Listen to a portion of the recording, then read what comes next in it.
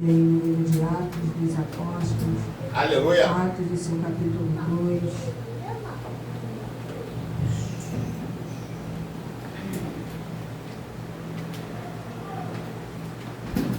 Atos do seu capítulo 2. Vou fazer menção apenas de 3 versículos desse livro, que é o versículo 14, 15 14 até o 17. Do 14 ao 17. Atos, capítulo 2, versículo 14 ao 17. Glória a Deus. Aleluia.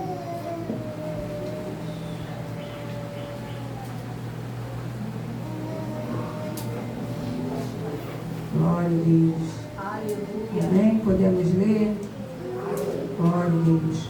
Pedro, porém, pondo-se em pé com os 11, levantou a sua voz e disse-lhes: Homens judeus, e todos os que habitais em Jerusalém, seja-vos isto notório, escutai as minhas palavras. Estes homens não estão embriagados como vós pensais, sendo a 3ª hora do dia. Mas isto é o que foi dito pelo profeta Joel.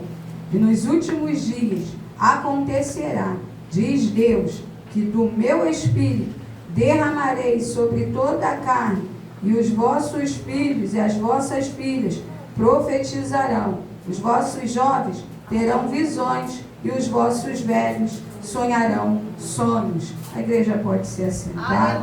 Aleluia. Você que puder continuar com a Bíblia aberta, porque eu vou fazer, essa foi só a leitura para nós estarmos de pé, mas vamos estar esmiuçando um pouco acerca desse discurso que foi falado aqui. Porque muitas das vezes nós estamos no Evangelho, aceitamos a Cristo, mas não conhecemos a essência do Evangelho. Porque a essência do Evangelho não é milagre, não é cura, não é bens materiais.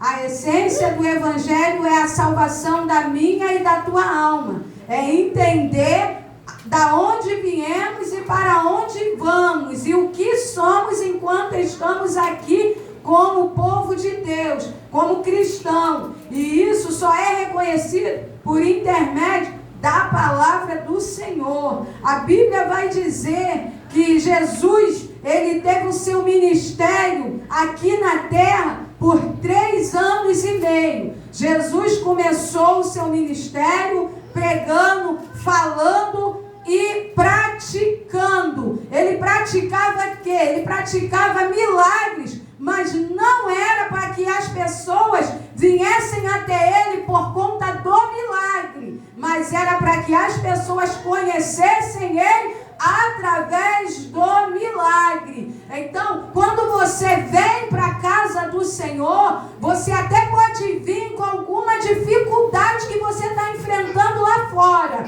Pode até ser que alguém te fez um convite e te falou: olha, lá na casa do Senhor, Deus pode fazer algo. Tem alguém lá que Deus usa, ou não sei como for a chegada até os teus ouvidos, para que você chegasse a esse lugar, assim como Jesus manifestou o seu poder na totalidade de homem, porque enquanto ele andou aqui, ele andou como homem, limitado como homem, com uma dificuldade como homem, mas ainda assim fazendo as obras de Deus, para operar as obras de Deus. Então, o que te trouxe pode até ter sido alguma tristeza, alguma dificuldade, algum impossível, mas o Senhor usou isso para que você viesse à casa do Senhor para conhecer quem é Deus. Às vezes tem muita gente que está no Evangelho há muitos anos, aí diz assim: eu sou crente, eu aceitei Jesus, eu sou da igreja tal, mas aí não há uma transformação. Aleluia. O Evangelho em mim e em você, ele tem que operar uma transformação. Se ele não te transformar, não é Evangelho, porque Evangelho que não transforma não é Evangelho de Cristo. Quando você é impactado pela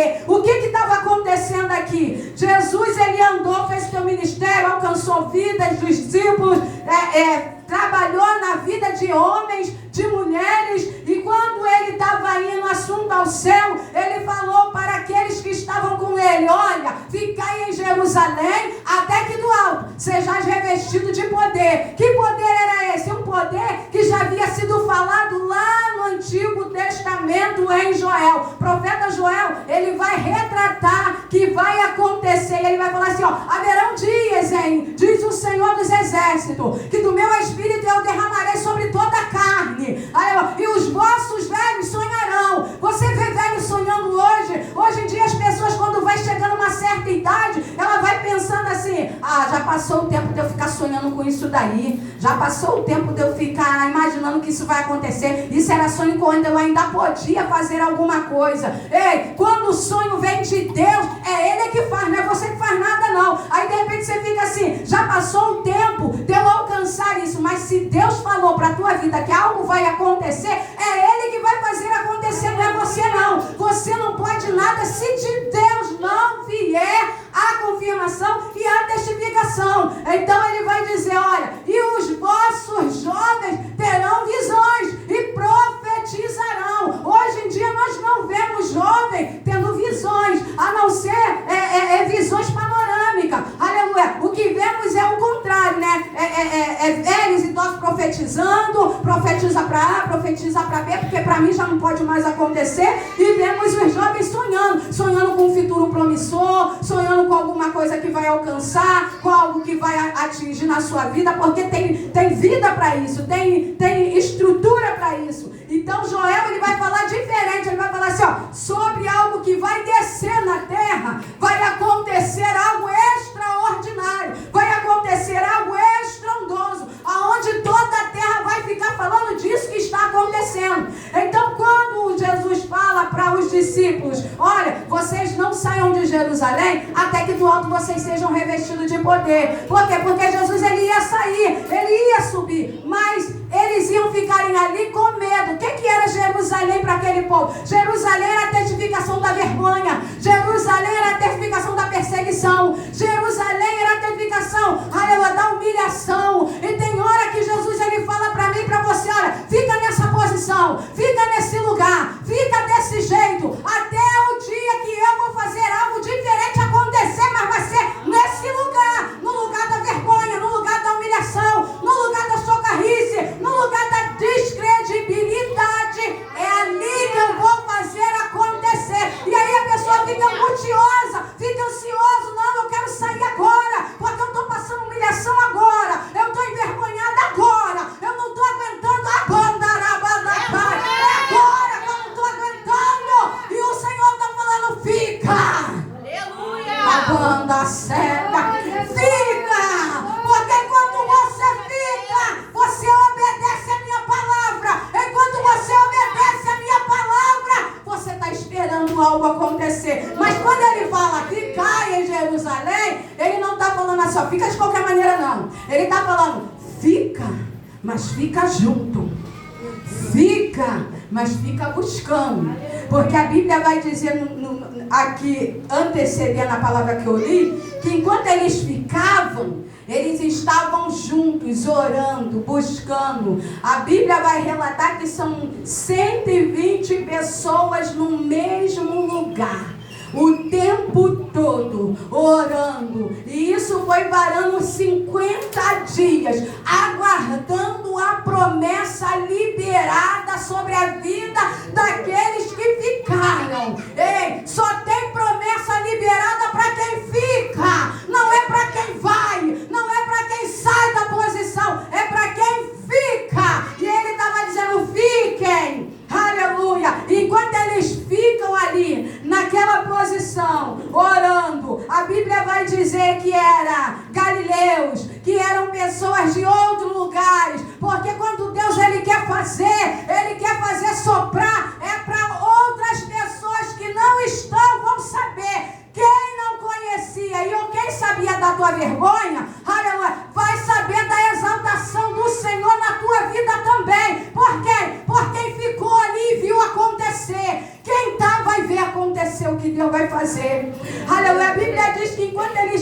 estavam ali orando, com medo, sendo perseguidos, porque mataram o mestre, mataram Jesus. Mas a Bíblia diz que ele ressuscitou, e ele estava ali, ele voltou, e ele pregou para eles ressuscitar. O Jesus ressuscitado, aconteceu algo diferente. Aí eles continuam permanecendo na promessa. Aleluia.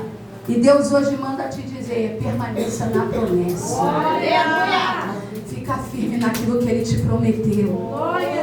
Não olha com a tua visão carnal, não. Porque a visão carnal ela é limitada, como a nossa carne é limitada. A Bíblia diz que a carne ela para nada mais presta. O que vivifica é o Espírito. Deus ele não tem compromisso com a minha carne nem com a tua carne, Ele tem compromisso com o Espírito. É com o Espírito que Ele fala. É no Espírito que Ele fala. Aleluia. E a Bíblia diz que enquanto eles estão ali, permanecendo naquele lugar, aí veio Pentecoste. Por quê? Porque estava para acontecer. A Bíblia relata que tem 3 festas importantes que os judeus celebravam.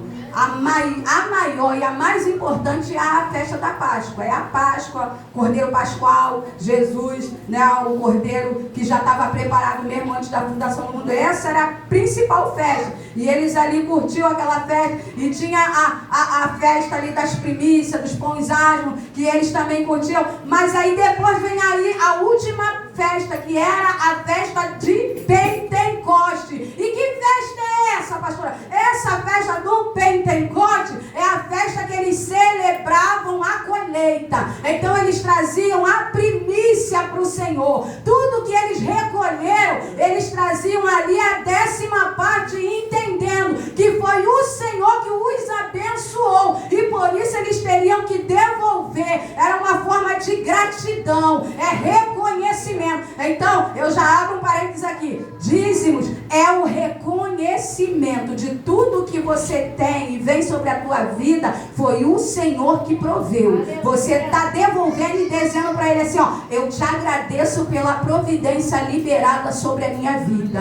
Esse é o significado da festa do Pentecoste. Eles pegavam tudo que eles tinham recolhido na colheita, que foi abundante, e eles tiravam, separavam a 10ª parte e festejavam a festa do Pentecoste, que era a abundância. E o Espírito Santo ele não poderia vir em outra festa diferente. Por quê? Porque o Espírito Santo é algo abundante. Quando ele tem um diálogo com aquela mulher na beira do poço, e ele vai conversar com aquela mulher na beira do poço, e ela vai falar da água, e ele fala: me dá de beber. E ela fala assim: como você sendo judeu, pede a mim que sou uma mulher samaritana de água. Como é que você está pedindo? Porque água para os judeus impedir, ela estava pedindo relacionamento, estava pedindo contato. É como se hoje eu tivesse que falar com alguém que eu não tenho hábito de falar, porque às vezes as pessoas confundem muitas coisas. Mas vamos supor alguém que professa uma outra religião, e aí eu vou lá, bato na porta, vamos conversar, vamos tocar. Mas como assim? Você é evangélica?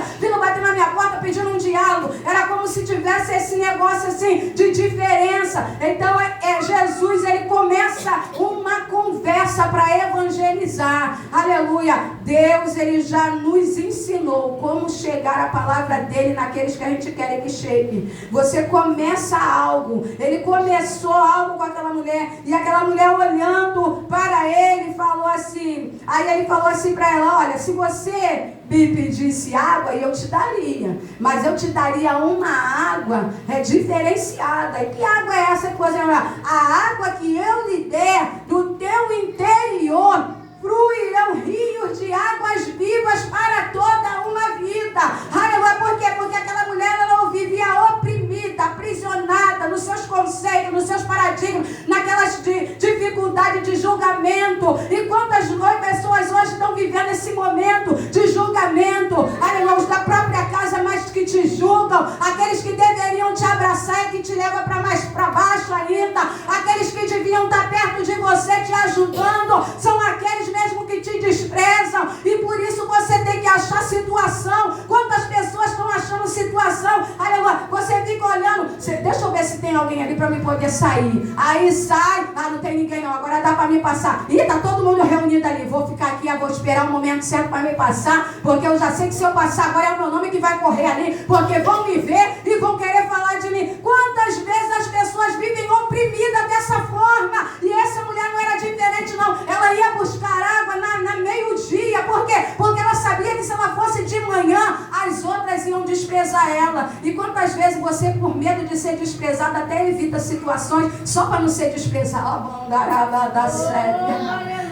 Evita até estar junto por medo, aleluia, do que você querendo livrar o teu coração de situações que você sabe que se você chegar naquele convívio ali, vai acontecer alguma coisa, você vai ser sedado. Então você vive oprimida por causa de situações. A Bíblia vai dizer que aquela mulher, ela vai num determinado horário que Jesus marcou encontro com ela. E hoje Jesus está marcando encontro com você. E Ele está dizendo para você: ei, eu posso transformar a tua vida, mas não é fora não. Eu quero transformar a tua vida, primeiro é dentro de você. Porque se eu não transformar dentro, de nada vale fora. E muitas das vezes você pergunta assim: Senhor, me dá uma casa bonita. Senhor, me dá uma condição financeira boa. Para aqueles que falam de mim, que me oprimem, posso saber que o Senhor é na minha vida. E o Senhor está falando: não, tu não entendeu o propósito. Eu não quero mudar nada fora. Porque se eu mudar você dentro, aleluia, você não vai ter necessidade de nada fora. Tudo que vier é lucro. Tudo que vier vai te satisfazer. Por isso, primeiro, o Senhor, Ele muda dentro. Porque se Ele não mudar dentro, Labandarábia,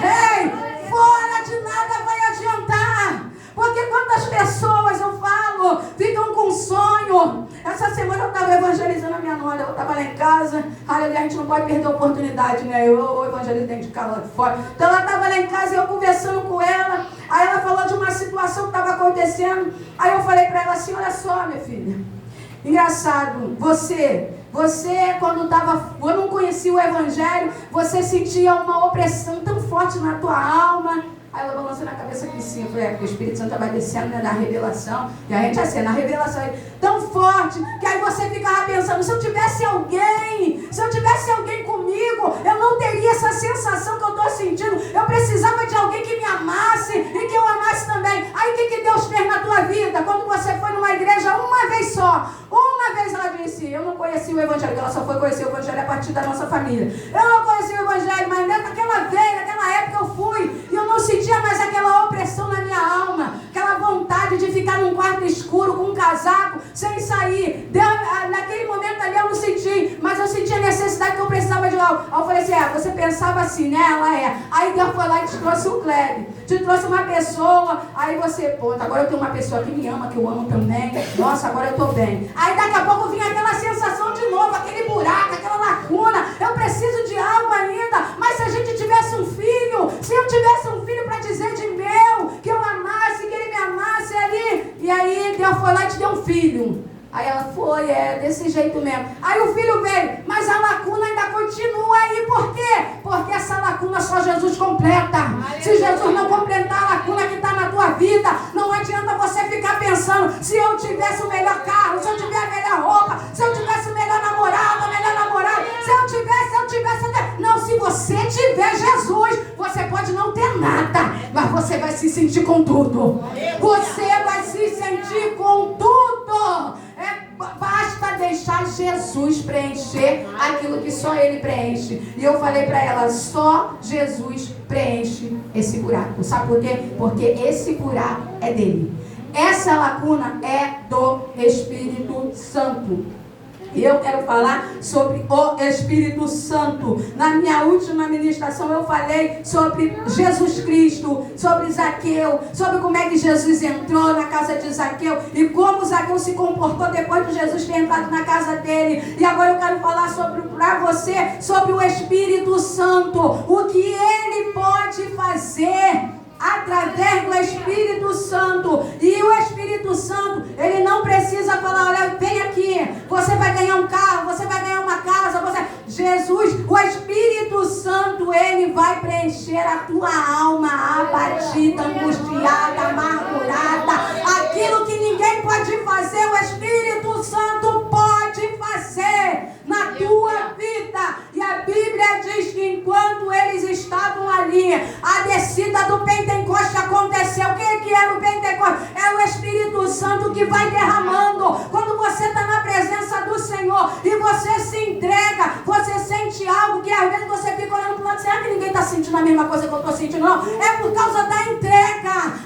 Porque quanto mais você entrega, mais ele te devolve, mais você sente dele. Então, independente de lugar, você pode estar aqui ou você pode estar dentro do teu quarto. Se você estiver entregando, o Espírito Santo, ele vai lá, te atinge, te alcança, ele te renova, ele te preenche. Você sente uma alegria que tu não sabe explicar. Isso é a ação do Espírito Santo. A Bíblia diz que quando essa ação acontece, quem não estava sentindo começou a criticar, começou a olhar o que está acontecendo ali. Esse daí não são os pobres galileus, aleluia. Quando eles estão falando assim de Galileu, eles estão falando de desprezo, de pessoas de descaso. Por que eles vão falando aqui, ó? Porque eles estão todos barbos. O que está acontecendo com esses pobres galileus? Todos esses homens assim falando dessa maneira. O que está acontecendo? Aí eles começam a confabular. Uns começam a acreditar, outros já começam a debochar, porque é assim que acontece. Quando você sente a ação do Espírito Santo, da presença, você dá uma vazão tão grande ao Espírito Santo e ele te preenche de uma tal maneira que você fica tão feliz que uns querem chorar, outros querem gritar, outros querem pular, outros querem saltar, outros querem outros querem falar mistério, porque isso é a ação do Espírito Santo. É isso que ele faz na vida do cristão. Então, quando eles estavam ali falando, aí eles começaram a criticar. E aí Pedrão, né? Homem ousado, aleluia, porque na nossa vida tem sempre que ter um Pedrão ousado, aquele que se levanta em favor do Evangelho, em favor da igreja. Pedro levanta, põe-se em pé e fala: opa, pode parar de confabular aí. Esses homens aí não estão bêbados, não. Sendo isso a 3ª hora do dia, 9 horas da manhã que eles estavam falando. Sendo isso 9 horas da manhã. Ninguém aqui está bêbado, não. Sabe o que é isso aí? É a promessa. Vocês conhecem a Torá? É a promessa lá, ó, que vai dizer lá do profeta Joel, que naquele grande dia, esse é o dia que aconteceu. Ei, quem olhar para a tua casa e dizer assim, ó, o que está acontecendo com ela? O que está acontecendo com ela? Você vai dizer: é a promessa que Deus me fez lá atrás, agora está se cumprindo. É a promessa que Deus me fez lá atrás e agora está acontecendo. Então não adianta querer rir, não. Não demonstra, não. Por quê? Porque é a ação do Espírito Santo que está fazendo. A Bíblia vai dizer que Pedro, ele começa a lembrar. Ele lembra e ele começa a confabular. E ele está falando assim: sabe o que é isso aqui? É a ação daquele que disse que uma promessa, ele liberou a promessa. Jesus disse que ia e que o que ia acontecer. Porque a ação do Espírito Santo, ela é algo que ela representa fogo. Aleluia. Ela representa vento. E soprou um vento veemente. Aleluia, aleluia. O fogo do Pentecoste. É por isso que crente pentecostal é no fogo mesmo, é no abrasador mesmo. Aleluia. Ele se lança mesmo, e não importa se o que está cantando é um hino de adoração, ou se é uma bateria que está tocando, se é um corinho que está cantando. O Espírito Santo, ele é derramado. Aleluia. E Pedro, ele está explicando. Sabe o que é isso? É uma promessa. Vocês lembram daquele Cristo, Jesus Cristo, que andou entre vocês, que vocês o apedrejaram, pegaram ele, crucificaram ele, e ele começa a fazer a pregação do Evangelho, porque o Evangelho é cristocêntrico. Nós temos que pregar Cristo em todo o tempo. Eu não prego a minha vida, eu não prego a tua vida, eu prego a vida daquele que me salvou e que me lavou, que me limpou, que me remiu. E a consequência da minha vida e da tua vida é o que ele fez. Claro que nós devemos dar o exemplo daquilo que Jesus fez na nossa vida. Mas a primeira pregação de Pedro é mostrar a morte de Cristo. Aí ele vai falar lá no verso 23, da morte, né? A este que vós entregaste pelo determinado conselho, vocês fizeram conselhos para matar esse Jesus. Então é esse que eu estou pregando. Aí ele prega a morte, ele pregou a ressurreição, ele morreu, mas ao 3º dia ele ressuscitou. Ao 3º dia ele ressuscitou. Eu quero pregar para você hoje nada diferente disso. Jesus, ele habitou em nós, entre os homens. Ele veio, ele fez milagre, ele curou cego, ele fez o coxo andar, ele fez o surdo ouvir, ele fez a mulher de fluxo de sangue ser curada. Ele faz ainda hoje.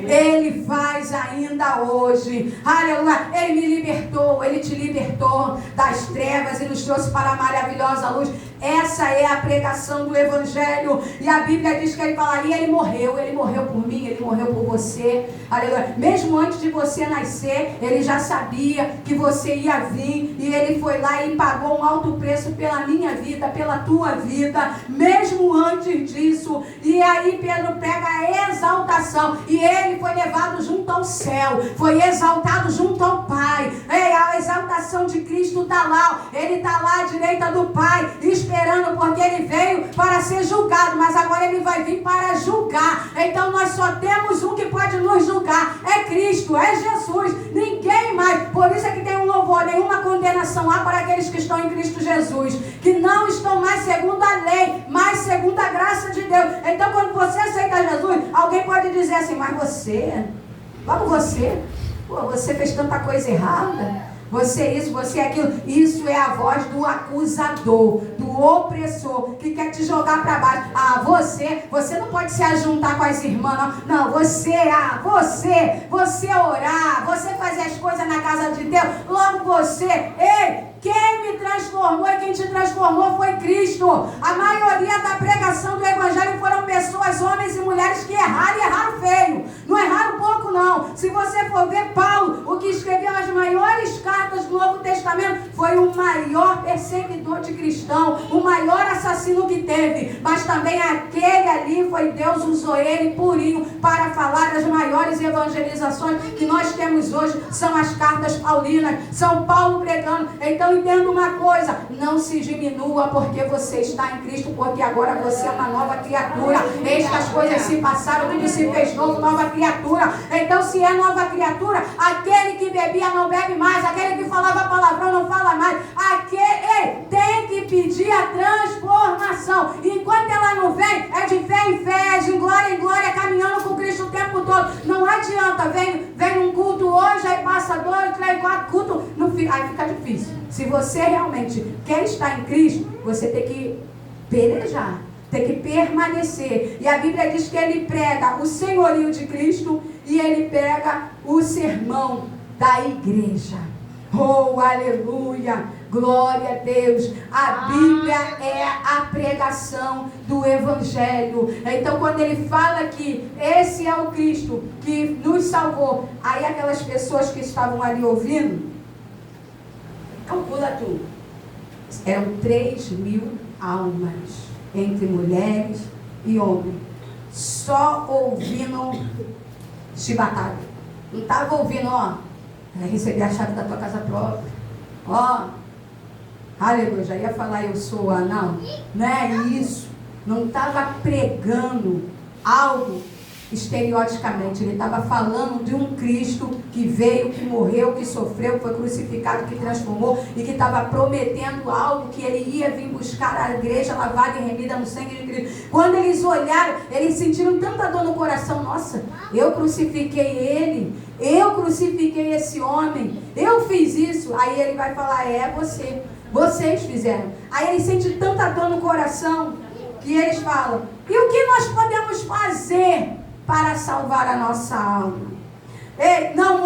Não foi daqui para aí, não, foi daí para aqui. Não foi alguém aqui perguntando, você quer reconhecer Jesus Cristo como seu único suficiente Salvador? Você quer ser salvo? Não, foi quem estava sentado ouvindo a pregação de Pedro, é que perguntou, o que eu posso fazer para ser salvo? O que eu tenho que fazer para alcançar isso daí?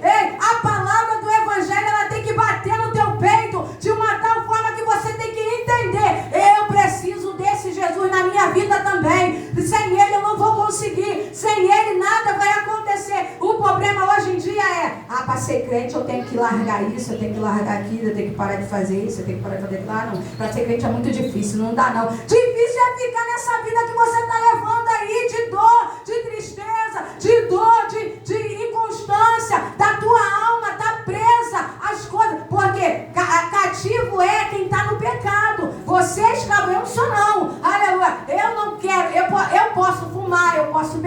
bater, eu posso xingar. Eu não quero fazer. Aleluia. Por quê? Porque eu não sou escrava do pecado. Quem é escravo do pecado é aquele que diz: eu até queria, mas eu não consigo. Isso aí é escravidão. Isso é escravidão. É você querer fazer uma coisa e não conseguir.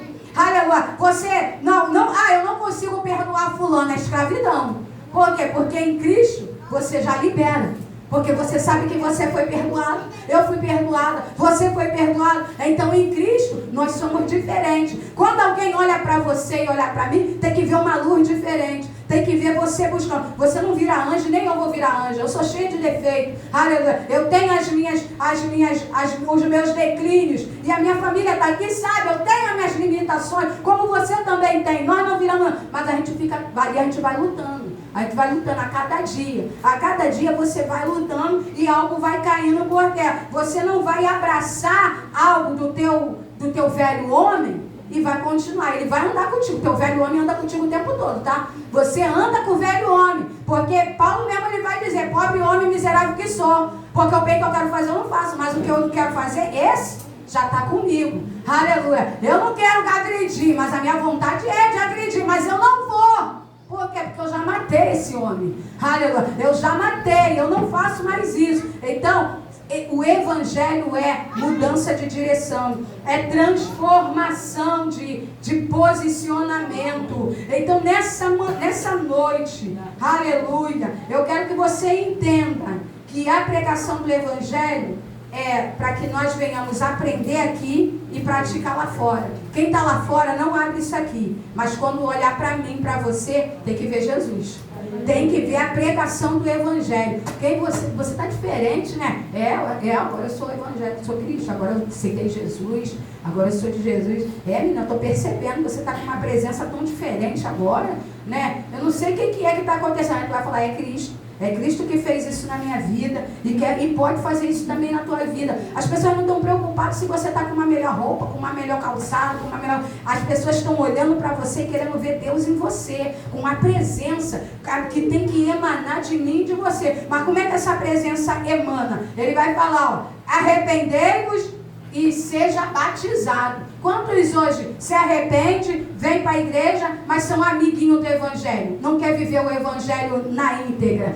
Viver o evangelho é difícil, né? Vai que eu caio. Você cai, mas você vai ter um justificador que te justifica e te coloca de pé de novo. Porque você decidiu ser dele. Então, ser dele não significa que você não vai ter um declínio. Você vai. Mas Jesus, ele vai te levantar de novo. E a Bíblia vai dizer que eles foram mais de 3.000 almas com essa pregação. Só essa pregação trouxe salvação. Aqueles homens foram salvos. A igreja ficou junta. Tinha comunhão. Tinha oração. Tinha partido pão. Tinha em tudo. A igreja era admirada. Quem olhava para a igreja falava: nossa, é tão bom esse povo aí, né? Eles estão tão unidos, estão sempre juntos. E o que mais hoje em dia a gente está com dificuldade é ver isso. Eu sou da igreja de tal, eu sou da igreja de tal. Não, você é evangélico, você é de Cristo. A igreja, ela é de Cristo. Não tem essa que eu sou da igreja de tal e eu só vou na minha igreja. Não, eu sou da igreja de fulano. Não, não tem essa. Aleluia. Eu só glorifico se for fulano que estiver falando. Quando você está glorificando, você está glorificando a Deus. Você não está glorificando a mim. Você não está glorificando a quem está com o microfone na mão. Você está glorificando a Deus. Aleluia. E esse é o evangelho. O evangelho é quando Deus olha para você o que ele está encontrando. Às vezes a gente quer muito testemunho de muitas coisas, mas Deus, quando ele olha para mim e para você, o que ele vai encontrar? O que ele está achando?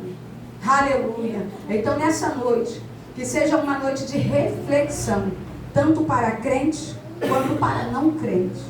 Que você possa pensar, quando Deus olha para mim, o que ele está encontrando? Ele está encontrando uma verdadeira adoradora que decidiu viver para Ele e por Ele, independente de qualquer coisa que aconteça. Eu vou permanecer na fé que eu professo e não na fé do outro.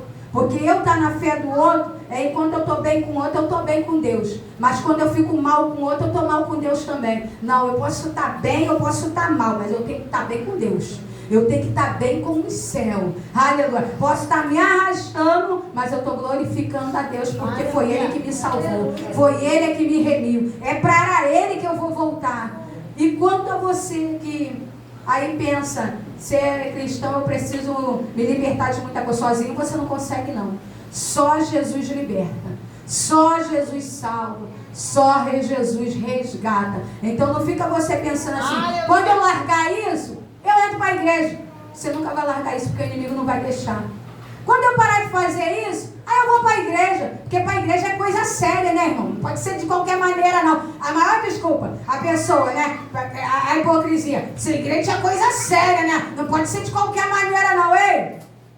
Aí começa a entrar na hipocrisia de olhar assim, ó, porque eu vi o irmão fulano, tá vendo, lá na igreja é uma coisa, mas vai ver lá na casa dele. A pior coisa que tem é você ficar examinando o outro o tempo todo, porque você esquece de examinar a si próprio. Mas quando você começa a se examinar, você vê que tem tantas falhas em você que você nem se preocupa mais com a falha do outro. Eu não vou para a igreja não porque eu vi lá e a irmã fez isso e aquilo, um irmão fez aquilo, outro, vai deixar de ser salvo por causa da irmã, por causa do irmão? Vai perder a tua salvação por causa do outro, porque a salvação ela é individual.